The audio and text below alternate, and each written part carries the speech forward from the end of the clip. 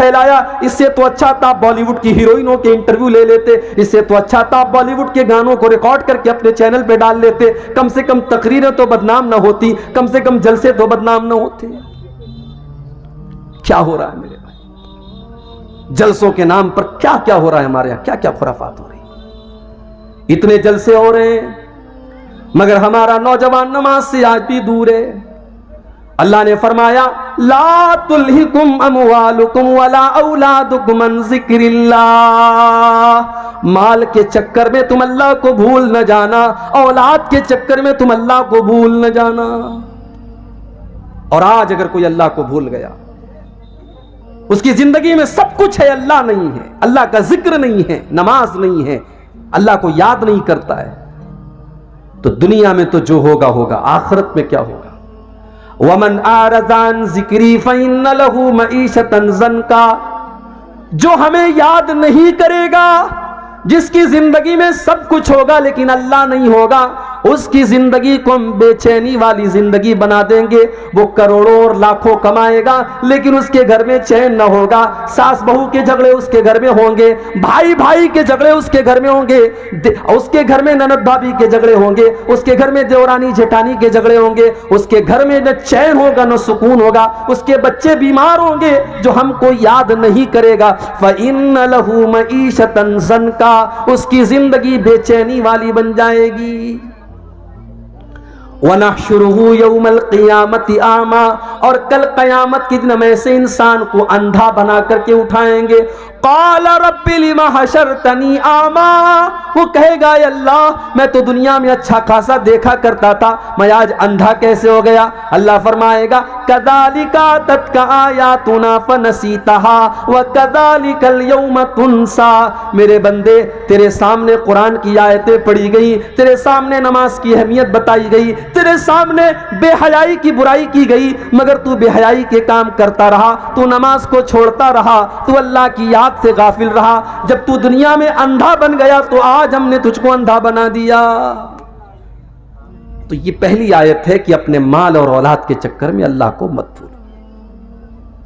वमन यफ़अल ज़ालिका, और जो माल के चक्कर में अल्लाह को भूल जाएगा, जो औलाद के चक्कर में अल्लाह को भूल जाएगा, फ़उलाइका हुमुल खासिरून, उससे ज्यादा घाटे का सौदा कोई नहीं कर रहा है। हम ये समझ रहे हैं कि साहब हम दुकान कर रहे हैं नमाज छोड़ करके, हमारी दुकान में बड़ी बरकत हो रही, बड़ा पैसा आ रहा है। नहीं, पैसा तो आ रहा है मगर आप घाटे का सौदा कर रहे हैं। जानते हो फायदे का सौदा किसको कहते हैं?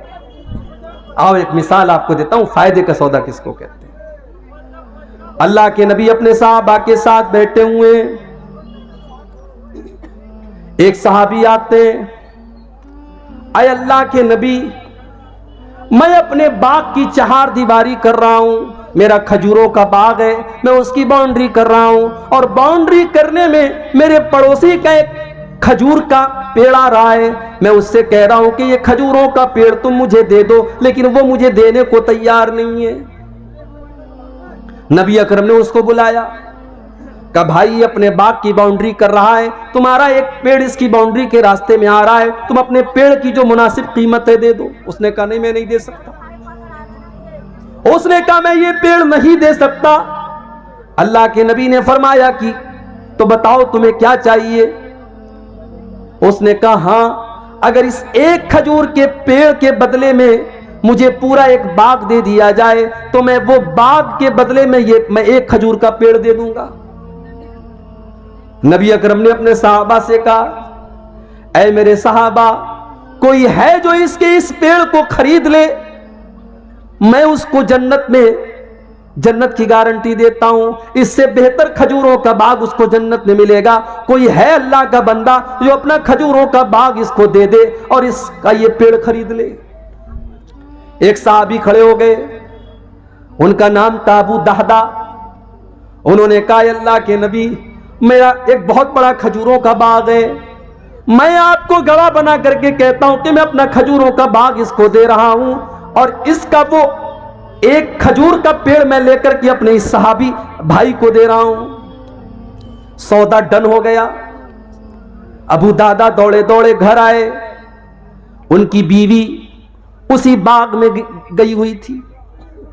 मुस्नद अहमद के अल्फाज हैं, हजरत अबू दादा बाग के दरवाजे पर पहुंचे और बीवी को आवाज दी, ऐ उम्मे दादा, ऐ मेरी बीवी, तुम जल्दी से इस बाग से निकल जाओ, ये बाग मैंने अल्लाह की राह में दे दिया है। ऐ मेरी बीवी, मैंने एक खजूर के पेड़ के बदले में इस बाग को खरीद लिया है, इस बाग को बेच दिया है, और मुझे अल्लाह के नबी ने इस पर जन्नत में इससे बेहतरीन बाग की गारंटी दी है।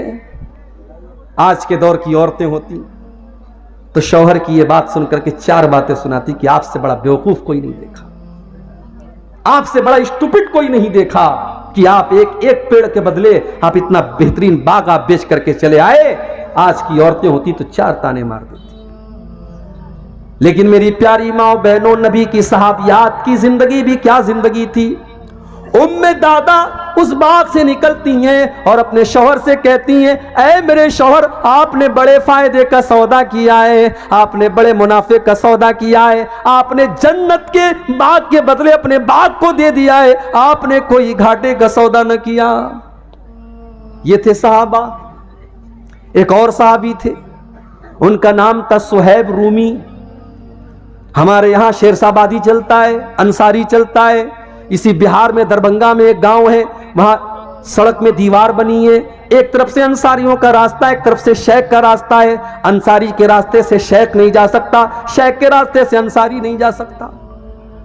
हम तो बिरादरियों में बटे हुए हैं, ठीक है, बिरादरी है तो है, लेकिन बिरादरी कोई फख्र की चीज नहीं है। शेरशाबादी ये सोचे मैं शेख और अंसारी और खान से अच्छा हूं, खान ये सोचे मैं अंसारी से बेहतर हूं, अंसारी ये सोचे मैं फला से बेहतर हूं, ये इस्लाम की तालीम नहीं है। इन्ना अक्रमकुम इंदल्लाहि अत्काकुम, बिरादरी की बुनियाद पर किसी को कोई इज्जत हासिल नहीं है।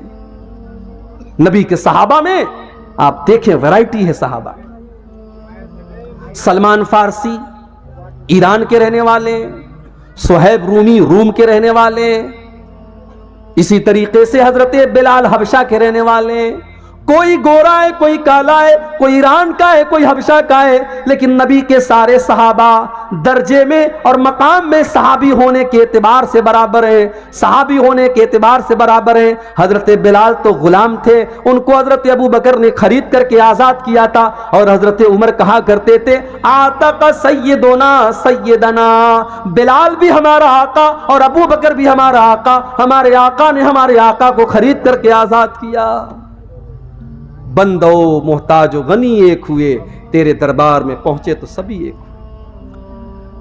अगर अल्लाह ने आपको तौफीक दी होगी, आपने हज किया होगा, आपने उम्रा किया होगा, आपने देखा होगा कि अल्लाह के घर का तवाफ करने में गोरे और काले का कोई फर्क नहीं, अंसारी और शेरशाबादी का कोई फर्क नहीं, अमीर और गरीब का कोई फर्क नहीं, सारे के सारे लोग एक ही आवाज दे रहे हैं, लब्बैक अल्लाहुम्मा लब्बैक की सदाएं दे रहे हैं। एक ही आवाज है, एक ही ड्रेस कोड है, एक ही घर का तवाफ कर रहे हैं, और एक ही मकसद है कि अल्लाह राजी हो जाए। सुहैब रूमी रजी अल्लाह ताला अन्हु रूम के रहने वाले थे, गुलाम बनकर के मक्का में आए, किसी ने आजाद कर दिया, बिजनेस करने लगे। अल्लाह ने तिजारत में बरकत रखी है, तिजारत में बरकत है। उलमा कहते हैं कि सबसे बेहतरीन पेशा खेती करना है, और खेती करने के बाद सबसे बेहतरीन पेशा तिजारत है। तिजारत में अल्लाह ने बहुत बरकत रखी है। हजरत सुहैब रूमी रजी अल्लाह ताला उन्होंने तिजारत की, बिजनेस किया, और अल्लाह ने बरकत दी उनको, बहुत पैसा कमाया उन्होंने। नबी अकरम के ऊपर ईमान लाए, सहाबी हो गए। फिर एक ऐसा मौका आया कि अल्लाह के प्यारे नबी मदीना चले गए। सुहैब रूमी अभी मक्का में ठहरे हुए हैं, उनको अपना कारोबार भी देखना है, अपने घर वालों को भी देखना है। अब क्या हुआ?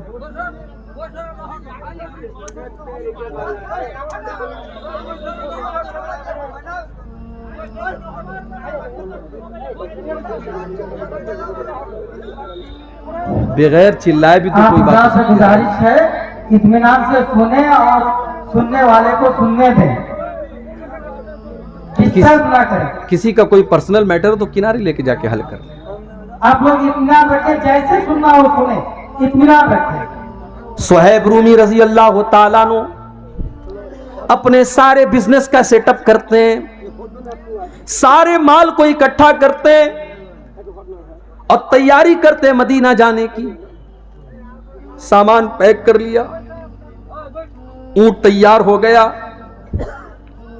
सुहैब रूमी मक्का से निकलने लगे। मक्का के काफिरों ने ऊंट की नकेल पकड़ी, कहां जा रहे हो? कहा मैं मदीना जा रहा हूं, यस्रिब जा रहा हूं, अपने नबी के पास जा रहा हूं। मक्का वालों ने कहा सुहैब हम तुम्हें मदीना न जाने देंगे, तुमने सारी जिंदगी मक्का में रह करके पैसा कमाया और आज चाहते हो कि अपनी सारी कमाई लेकर के तुम मदीना चले जाओ। ऐ सुहैब हम कभी ऐसा न होने देंगे। का फिर क्या करते हो? कहा मैं हमारे पास बस एक ही ऑप्शन है, तुम अपना सारा माल हमको दे दो, हम तुम्हें मदीना जाने दे देंगे। हो लोगों, माल बड़ी अहम चीज है मगर अल्लाह से बढ़कर के नहीं है, रसूल से बढ़कर के नहीं है। सुहैब रूमी रजी अल्लाह ताला अन्हु ने एक सेकंड भी नहीं लिया फैसला करने में। कहा मक्का वालों अगर ये बात है ले लो मेरा ये सारा माल, सारी जिंदगी की गाड़ी कमाई उनके हवाले कर दिया और खाली हाथ हजरत सुहैब रूमी मदीना चले आए। जब मदीना पहुंचे, फजर की नमाज का टाइम था, अल्लाह के प्यारे नबी नमाज पढ़ा रहे थे। सुहैब रूमी आते हैं और नमाज में शामिल हो जाते हैं। नबी अकरम ने सलाम फेरा, अपने सहाबी पर नजर पड़ी, अल्लाह के नबी खड़े हो गए, अपने सहाबी को गले लगाया। अल्लाह की तरफ से अल्लाह के नबी को बता दिया गया था सारा मामला। नबी ने पहला लफ्ज जो कहा, आपने फरमाया ऐ सुहैब रबिहतल भैया, रबिहतल भैया, ऐ सुहैब तूने बड़े फायदे का सौदा किया है, तूने कोई घाटे का सौदा न किया, तूने सारी जिंदगी की कमाई को ठोकर मार करके अल्लाह के दीन के लिए तूने कुर्बान कर दिया। ऐ सुहैब तूने बड़े फायदे का सौदा किया है। आज तो करोड़ों कमाने वाला, लाखों कमाने वाला मस्जिद के अंदर जब चंदा देने की बात आती है तो 5 का सिक्का तलाश करता है, 10 की नोट तलाश करता है। बीवी के लिए शॉपिंग करने के लिए 2000 की नोट निकालता है, बच्चों के शौक के लिए 500 की नोट निकालता है। और बेचारी मस्जिद और मदरसा एक ऐसी चीज है, वहां 10 की नोट आपको ज्यादा मिलेगी। ये हमारे दिल का हाल है मेरे भाई। ला तुल्हिकुम अमवालुकुम वला औलादुकुम अन जिक्रिल्लाह। ऐ ईमान वालो, अपने माल के चक्कर में तुम अल्लाह को भूल न जाना, अपनी औलाद के चक्कर में तुम अल्लाह को भूल न जाना। अगर ऐसा करोगे फउलाइका हुमुल खासिरून, तो तुमसे ज्यादा घाटे में कोई न होगा। एक आयत का मतलब मैंने समझा दिया, अब दूसरी आयत का मतलब समझ करके बात खत्म करेंगे हम। वअन्फिकू मिम्मा रज़क़नाकुम मिन क़ब्लि अन यातिया अहदकुमुल मौत। और ऐ ईमान वालो, जो रोजी हमने तुमको दी है उसमें से खर्च करो, सदका करो, ज़कात दो, गरीबों को दो, यतीमों को दो, मदरसों में दो, मस्जिदों में दो, अल्लाह की राह में खर्च करो। कब खर्च करो? कब खर्च करो? बाप मर गया, बाप के मरने के बाद बेटा मस्जिद में चंदा दे रहा है, मैं इसको नाजायज नहीं कहता मेरे भाई, जायज है, मगर बेहतर यह होता कि बाप अपनी जिंदगी में खुद सदका दे करके जाए। मां का इंतकाल हो गया, मां जिंदा थी तो मां के ऊपर आप 10 रुपया खर्च करने के लिए तैयार नहीं थे।